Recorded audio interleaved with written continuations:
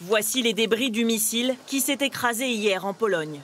Un modèle fabriqué en Russie, utilisé par les Russes et les Ukrainiens. Une question, d'où vient-il? En 24 heures, l'enquête internationale a déjà permis d'identifier sa trajectoire. Il aurait été lancé par la défense anti-aérienne ukrainienne. C'est une hypothèse.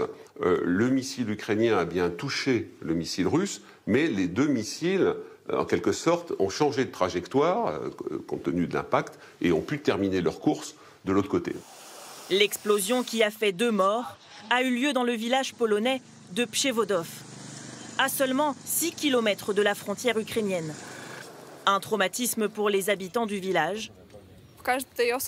On a très peur, c'est sûr. On se demande ce qu'il va se passer ensuite, cette nuit et les prochains jours.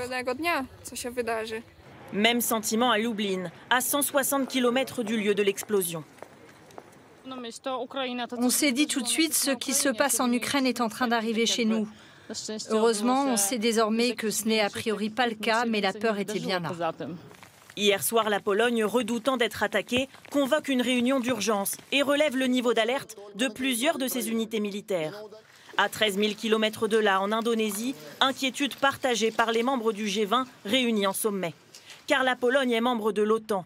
Une attaque russe sur son sol entraînerait, selon l'article 5 du traité, une réponse collective de l'Alliance. Les investigations sont immédiatement lancées. Aujourd'hui, le chef de l'État polonais exclut un tir intentionnel. Le fait que notre territoire ait été touché par un missile ne résulte pas de la volonté de quelqu'un de nous viser. La Pologne n'était pas la cible d'un missile. La Pologne n'a de fait pas été attaquée. L'enquête pour déterminer les circonstances exactes de la frappe sur le sol polonais se poursuit et devrait durer encore plusieurs jours.